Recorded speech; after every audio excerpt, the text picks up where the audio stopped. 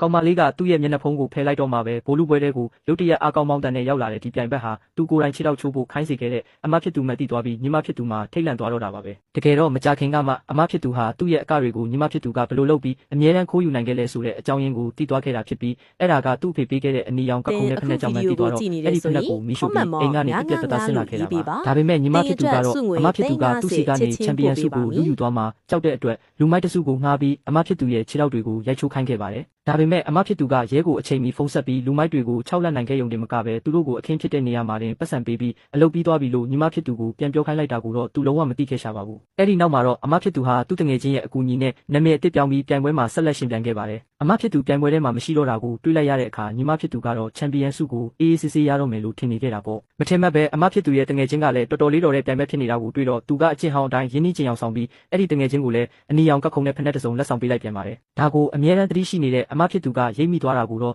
့သူမသိခဲ့ပါဘူးညီမဖြစ်သူတခုခုမားနေပြီလို့မရိပ်မိခင်ပါတင်အမဖြစ်သူကအဲ့ဒီဖက်နဲ့ကိုယူနေတဲ့တောင်းစားတဲ့သူတယောက်စီချက်ချင်းပေးလိုက်တာဖြစ်ပါတယ်ပြိုင်ပွဲကတော့စတင်နေပြီဖြစ်ပါတယ်နောက်တစ်စက္ကန့်မှာပဲညီမဖြစ်သူဟာကိုမထိန်နိုင်တော့ပဲစင်ပေါ်မှာဟိုယူကြီးလိုမျိုးအယူပေါက်တွေနဲ့ရှောက်ကနေတော့တာကြောင့်လူကြားထဲမှာတကယ်ကိုအဆက်ရစရာဖြစ်သွားခဲ့ပါတယ်အဲ့ဒီတော့မှပဲညီမဖြစ်သူဟာတငယ်ချင်းဖြစ်သူကဒီဖက်နဲ့ရဲ့လျှို့ဝှက်ချက်ကိုသိသွားပြီဆိုတာကိုထိတ်လန့်တကြားသတိထားမိသွားတော့တာပါတော်သေးတာကတော့ခဏနေတော့ဟိုလူယူကကက်ရတာမောသွားပြီးမြေကြီးပေါ်လဲကျသွားတာပါပဲညီမဖြစ်သူဟာအခွင့်အရေးကိုအသုံးချပြီးဖက်နဲ့ကိုချက်ချင်းချုပ်လိုက်တော့မှပဲသူ့ရဲ့ခန္ဓာကိုယ်ကိုပြန်ထိန်းချုပ်နိုင်ခဲ့ပါတယ်သူဟာအရင်ကအဲ့ဒီဖက်နဲ့ကိုတုံးပြီးအမဖြစ်သူစီကနေခိုးယူထားခဲ့တဲ့အလွန်ခက်ခဲတဲ့အကားလာတွေကိုဘိုးလူပွဲအတွက်အမြန်ပဲကပြလိုက်ပါတယ်နောက်ဆုံးမှာတော့ဒိုင်လူကြီးတွေကညီမဖြစ်သူကိုနောက်တစ်ဆင့်တက်ခွင့်ပြုဖို့တကယ်ပဲဆုံးဖြတ်လိုက်ကြပါတယ်ခုနတင်ကစင်ပေါ်မှာအယူလိုကထားတဲ့သူကိုအခုလိုနောက်တစ်ဆင့်ပေးတတ်တာမဖြစ်သင့်ဘူးလို့ပြည်သက်တွေကြားထဲမှာတော့ပြောဆိုဝေဖန်တမ်းတွေချက်ချင်းထွက်ပေါ်လာတော့တာပေါ့ဒါပေမဲ့ဒိုင်လူကြီးတွေကညီမဖြစ်သူရဲ့အကတွေကပိုခက်ခဲတယ်ဆိုတဲ့အကြောင်းပြချက်နဲ့ဒီကန့်ကွက်မှုတွေကိုပယ်ချလိုက်ပါတယ်အဲ့ဒီတော့မှပဲအမဖြစ်သူနဲ့တငယ်ချင်းဖြစ်သူတို့ကညီမဖြစ်သူရဲ့အဖေကဒိုင်လူကြီးတွေကို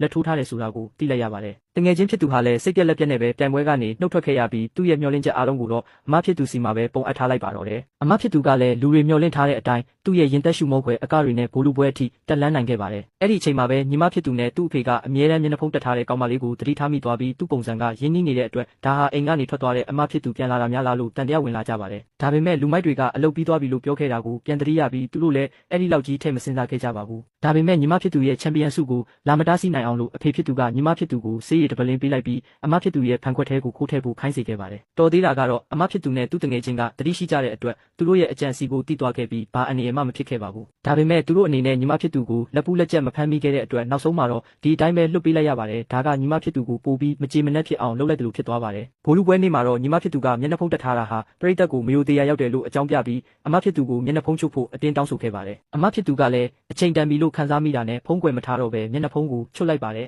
်အဲ့ဒီမြင်ကွင်းကိုမြင်လိုက်ရတဲ့သူတိုင်းမြင်တက်သွားကြပါတော့တယ်ညီမဖြစ်သူကအကတွေခိုးပါတယ်ဆိုပြီးခဏတိုင်တန်းခံခဲ့ရတဲ့ဒီပါရမီရှင်အကမဲလေးဟာအခုတော့ပြိုင်ပွဲရဲ့အားအကောင်းဆုံးပြိုင်ပွဲကြီးဖြစ်နေလိမ့်မယ်လို့ဘသူကထင်ထားမှာလဲပရိသတ်တွေထဲမှာရှိနေတဲ့ညီမဖြစ်သူနဲ့သူ့ဖေဟာလည်းအမဖြစ်သူကကခုံနဲ့ဖက်နဲ့ရဲ့လှုပ်ဝက်ချက်ကိုတီးသွားပြီဆိုတာကိုချက်ချင်းသိလိုက်ရတဲ့အတွက်အရန်ကိုထိတ်လန့်သွားကြပါတယ်ဒါပေမဲ့အဲ့ဒီအချိန်မှာတော့အစီအစဉ်တင်ဆက်သူကပြိုင်ပွဲစတင်ကြောင်းကြေညာလိုက်ပြီဖြစ်တဲ့အတွက်အရာအားလုံးကနောက်ကျသွားခဲ့ပါပြီအမဖြစ်သူကတော့ယုံကြည်မှုအပြည့်နဲ့ကပြပါတော့တယ်ညီမဖြစ်သူကတော့သူဟာအမဖြစ်သူကိုမရှင်နိုင်မှန်းသိတဲ့အတွက်အမဖြစ်သူရဲ့အကတွေကိုလိုက်ကပြီးအကခိုးပါတယ်လို့နောက်တစ်ချိန်ထပ်တိုင်ဖို့ပဲအတက်နိုင်ဆုံးကြိုးစားပါတော့တယ်ဒါပေမဲ့ကခုံနဲ့ဖက်နဲ့မပါပဲလိုက်ကတဲ့အတွက်သူ့ရဲ့အကတွေကတောင့်ကြီးနဲ့ကြည်ရဆိုးနေတာကြောင့်တာမန်ပရိသတ်တွေတောင်သိတာနေပါတယ်ဒါကိုမြင်လိုက်ရတဲ့အခါပရိသတ်ထဲမှာရှိနေတဲ့တငယ်ချင်းဖြစ်သူဟာချက်ချင်းထွက်ပြီးညီမဖြစ်သူကအကခိုးပါတယ်ဆိုပြီးပြန်